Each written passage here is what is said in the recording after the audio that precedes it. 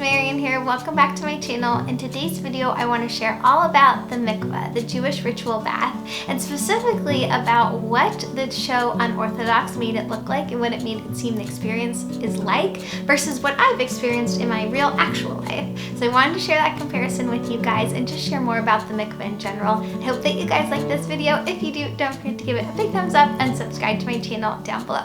So a few weeks ago, I filmed my review of Unorthodox, and I talked about how there's all sorts of different Jewish communities that observe Jewish rituals in different ways. And I got a lot of questions about things like how the kitchen was covered in tinfoil during one scene, about how Esty shaves her head, and about the mikvah, the Jewish ritual bath. And I also have a video on my channel from when I went to the mikvah in my 9th month of pregnancy with my youngest son and what that experience was like. Spoiler alert, it was very spiritual, amazing, and beautiful, and I love that I was able to film it and share it with you guys. I think it's one of the most popular videos on my channel, which really touches me that people are interested in learning about it, and I've wanted since that video to share more, so I thought it'd be interesting to talk about it, especially compared to what the mikvah looks like in Unorthodox. Okay, so in the Unorthodox show, Esty goes to the mikvah before she gets married, and that is a common practice. So the mikvah is a Jewish ritual bath, and there are certain Jewish laws that govern how mikvahs look, how they run, what's expected of them. But basically, all you need for a kosher mikvah is running water. So you could use something like the ocean or a river as a mikvah. Nowadays, it's common to see them in a building kind of location, and this running water gets run through pipes, but they're generally places that women and men, but I'm going to talk about the women's side for the most of this video, go to spiritually cleanse themselves. So Jewish women who are very religious go through a period every month during their period where they are not allowed to touch their husbands. They refrain from any sexual activity, and during this period they actually are classified in a different way. They're called nidah, and only until they go to the mikvah and immerse themselves can they then return to that life of being close together physically with their husband. So the mikvah is used very often in the religious community. Then there are other times where women use the mikvah that are even more heightened spiritual special moments. So before you get married, before you're about to embark on some big event, you can go to the mikvah. After you've had a miscarriage, before you have a baby. There are different moments throughout a Jewish woman's life that she can go to the mikvah to connect with God in a way that's just not possible anywhere else. At least I've found, because the mikvah is such a physical experience. It's really uncomparable to anything else. So in Unorthodox, Esty gets ready for the mikvah, and I want to talk specifically about her preparation and the mikvah attendant, because in that scene they were meant to seem very frightening, overbearing, and uncomfortable.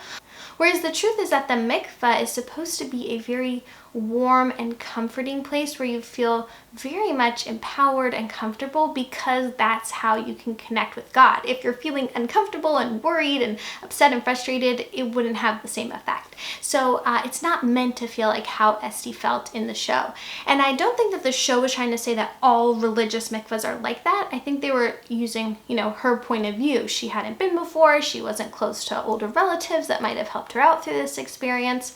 But let's get into the details. So before you enter the actual mikvah, the ritual bath, you do need to prepare yourself. That part is definitely true. So there is a checklist normally at the mikvah that tells you exactly what to do. You brush your hair till there's no knots, you brush your teeth, you clean under your nails, you literally go through every single part of your body to make sure it's perfectly clean before you can go into the mikvah. And part of that is a sanitation thing, but it's also about going through this preparation so that you're spiritually ready to enter the mikvah. Let's talk about the mikvah attendant. So her job in the show, she goes through Esty's every little corner and makes sure that she's done everything expressly exactly how it's supposed to be so that she has a kosher mikvah immersion. So from my mikvah experience, you do not need the mikvah lady to be there. She doesn't need to inspect you. She doesn't need to see you naked. If you want to ensure that you're having a kosher immersion, you can ask her to witness it, or you can ask her to look you over, but they should not be there with prying eyes in any way. And if they're making you uncomfortable, you should ask them to leave 100%. In any situation like that, it's your body, you're in control. And I definitely felt that little tinge of awkwardness the first time I went to the mikvah, because I was also scared that there would be a mikvah lady and I would do something wrong and she would get upset and I would ruin the whole mikvah. That's not how it works. There's actually a wonderful organization called Mayyim Hayyim, and their whole job is to show people what mikvah can be like and to kind of reduce the anxiety and the fear of the unknown. I think it's really unfortunate that Jewish young girls aren't taken to the mikvah to kind of learn about the experience, because it's really built up with all this mystery. And I think Jewish women who aren't too religious oftentimes will never go in their life to the mikvah because they feel afraid of it, or they don't understand how beautiful and wonderful it can be. So anytime anyone ever asks me about Judaism and what I think is like the best part or the most special, or they want a transformative experience, I always say go to the mikvah. Also, if anyone's experienced something like a pregnancy loss or a divorce or some really tough trial in their life that they're trying to create a ritual to end or to start a new beginning, I say go to the mikvah. So from my experience, when I went to the mikvah, the attendant, the only thing she did was let me in the room. That was it. I told her I didn't need her from there, and all the preparations were listed out on a sheet, so I just did everything I was supposed to do, and it was not stressful in any way. It was nice to have this time by myself to get ready. And then in terms of the immersion, once again, I was by myself, nobody saw me naked, and I did the immersion.